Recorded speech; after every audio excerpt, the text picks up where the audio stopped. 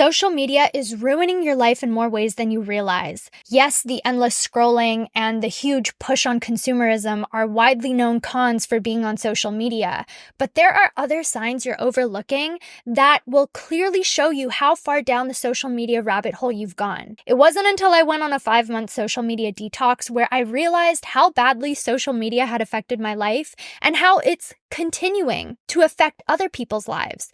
And if you're unsure if social media is affecting your life in a negative way, here are 5 signs that social media is actually ruining your life. Sign number 1, you have an inability to be bored. When you're in class and the teacher is lecturing, do you go on your phone when you get bored? When you're waiting for the bus or for a friend to arrive, do you go on your phone when you get bored? When you're eating food or you're in the bathroom, do you go on your phone when you get bored? Don't be ashamed, be honest, but I'm gonna assume the answer is yes. Boredom isn't something you should be running away from. It's actually something you should embrace because your most amazing and interesting ideas come when you're bored. And you might be thinking, Cass, I've never experienced that. Well, listen, it's because you've never given yourself enough time. You've never given your brain enough of a break to truly and deeply think to come up with all of these incredible ideas. No, in fact, whenever you get bored and start to feel uncomfortable, you go on TikTok and Instagram. Think about it. Writers, they don't whip up incredible books just by working on them when they feel like it. No, they sit down for hours with their thoughts and force themselves to write until their ideas start coming together in a beautiful way. The philosopher Marcus Aurelius, who wrote incredibly wise words that so many people still read and still use to help guide them through life, he was a busy man. He was the Roman emperor. And in his free time, or whenever he had a spare moment, he would always carry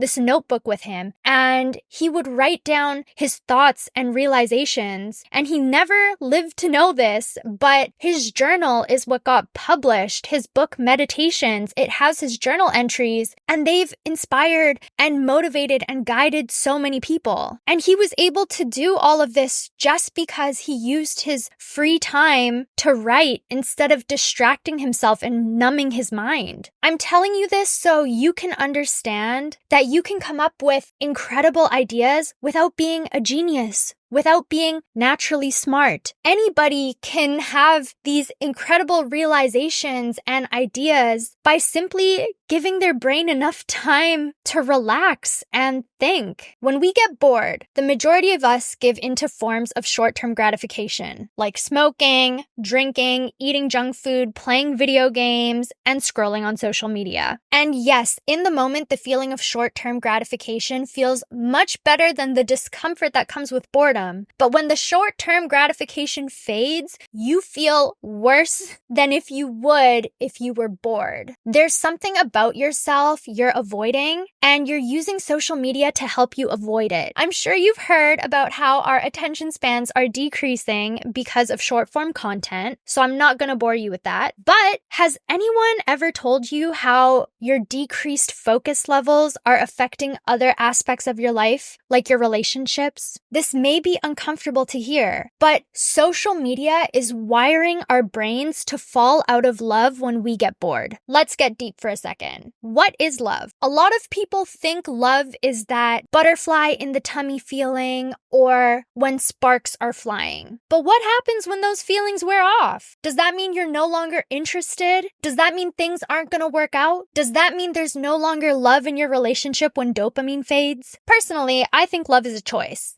I think it's something you have to put effort into every single day on a consistent basis. But a lot of people have been conditioned to think that when that lovey-dovey feeling fades, that the relationship is over and that it's a sign to go find someone else who can give them that lovey-dovey feeling back. Till death do us part really turned into till I get bored. Are you starting to see the correlation? We're so used to having easy access to forms of short-term gratification that we no longer appreciate or aspire to have forms of delayed gratification like a long-lasting, healthy relationship. And the sad part is, This all started because of our inability to be bored. Sign number 2, your relationships have become surface level. Have you ever gone on Instagram and looked at someone's profile, saw that they had a lot of followers, and thought, I want to be their friend. Maybe they'll post a photo with me and tag me and I'll gain some followers. Maybe they'll introduce me to that person that's tagged in their photo. Maybe their friend group will become my friend group. Have you ever scrolled on TikTok and felt an urge to change your appearance because you saw someone with a specific look get a lot of attention? Have you ever felt an urge to start acting different because a certain personality type is starting to trend on social media? I'll be honest. My past 2020 self would have answered yes to every single one of those questions. How are you going to develop trust with someone when the basis of your friendship started off with you looking for clout? How are you supposed to have a deep connection with someone who only became your friend because they wanted another follower? We are blinding ourselves to all of these red flags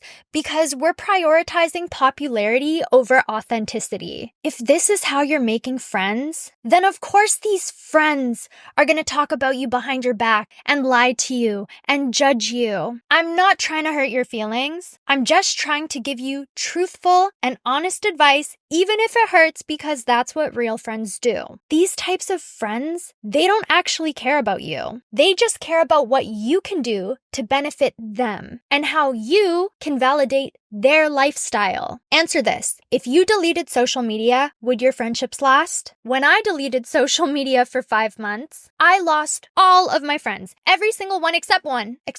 Was I bummed? Absolutely. But after some time, I started to see that as a blessing. I realized how I was wasting so much time nurturing and entertaining friendships that were draining me and weren't meant to last. Getting rid of these surface level and superficial friendships gave me a lot of time back. And honestly, I prefer spending time with myself now than with people who don't genuinely care about me, because being surrounded by fake friends is the loneliest feeling in the world. If you're unsure about how solid your friendships are, I challenge you to delete social media, and I guarantee you'll get your answer from doing that. Sign number 3, you're hooked on short-term gratification. The bright colors and flashing lights from your phone, do you know what they do? They cause dopamine to be released in your brain, aka a dopamine rush. Dopamine is the feel-good chemical, and there are 2 ways to experience a dopamine rush. The first way is through forms of short-form gratification. So like what we talked about earlier, this can be smoking, drinking, playing video games, eating junk food, and yes, scrolling on social media. Because of social media, there's an unlimited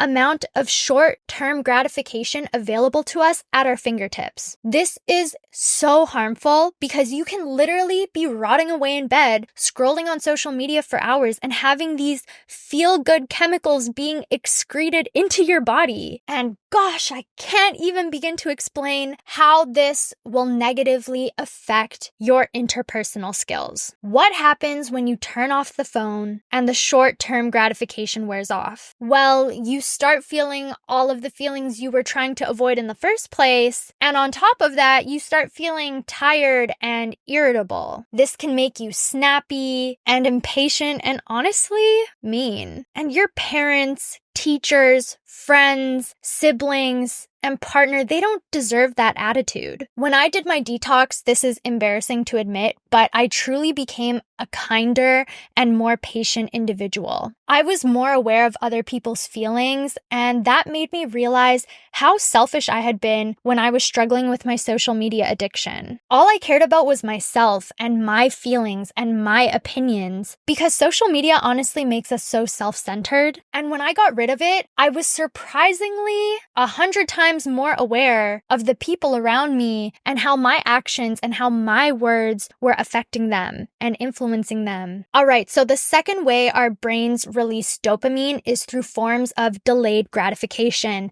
This can be through saving and investing your money so you can buy a house, exercising on a consistent basis so that your body can feel strong and healthy, reading books on a regular basis so that you can have deeper and more interesting conversations conversations with other people. Now, when I was 5 to 16 years old, I was a competitive rhythmic gymnast and I was training over 30 hours a week. When I was in grade 4, that's when I started waking up at 4:30 a.m. every single day, Monday to Friday. So not every single day, but every weekday. And I would go to training from 6 a.m. to 9 a.m. And then I would go to school with my teammates. And then after school, we would train from 4 to 8. So we were training around 7 hours a day, Monday to Friday. And then on Saturdays, we would train for 5 hours. And then on Sundays, we would have ballet for I think 2 hours. That was my schedule all the way up to grade 10. And let me tell you, every day since my last training day, I have craved the way my body felt when I had that schedule. I was more energized and I was so much stronger. And to this day, I was literally talking about this the other day. I was like, I crave how I felt when I was a gymnast. No form of short-term gratification compares to how good you feel when you invest your time into activities that will reward you with delayed gratification. I hope that you can one day understand how incredible that feeling I felt was. Sign number 4, staying in touch with people you've outgrown. Block your ex. Do it right now. Think about it. Back in the day, before cell phones existed, if you went through a breakup, you would lose connection with that person. You would let distance and time do the healing,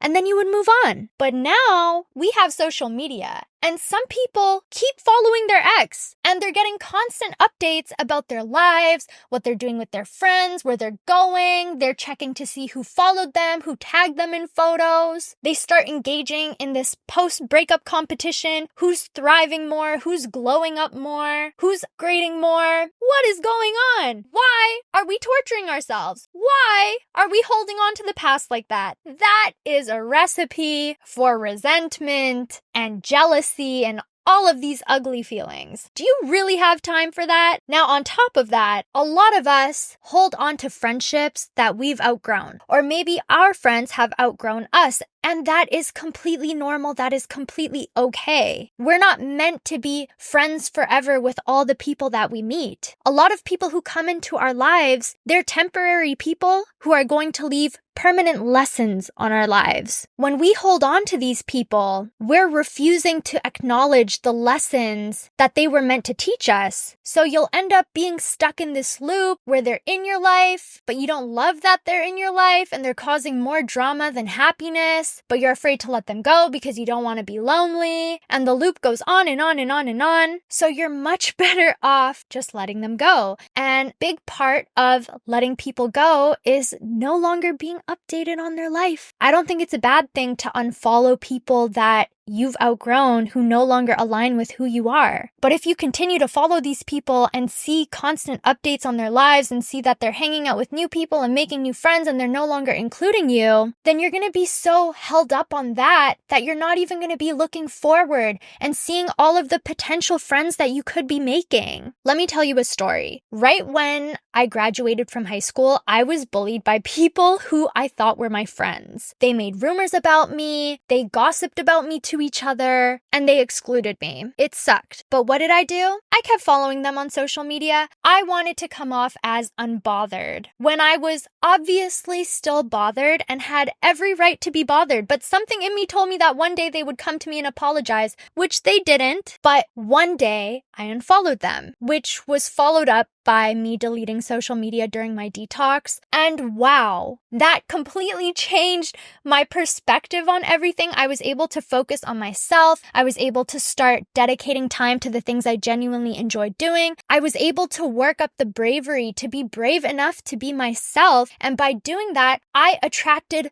godly friendships. I attracted people into my life who aligned with who I am. I didn't have to pretend to be someone I wasn't. I get to be myself and my friends love me for that, and my friends get to be themselves and I love them for that. And honestly, Those types of friendships are so uplifting and they're so healthy. And I really hope you're able to experience those types of friendships one day too if you haven't already. Sign number 5, you don't know who you are. I'm assuming it's been a few years that you've been struggling with your social media addiction, which means that on a daily basis, you're seeing around 100 faces a day. So throughout all these years, you've seen thousands, if not millions of faces, and these are all people you've compared yourself to. On Instagram and TikTok, you're constantly being shown all of these beauty trends and fashion trends and lifestyle trends that are trending. One day you're a Pilates princess, the next day you've taken the blue pill, and the week after that, you're now a clean girl. Why are you doing this? My guess is because you're seeing hundreds of people partaking in these trends every single day,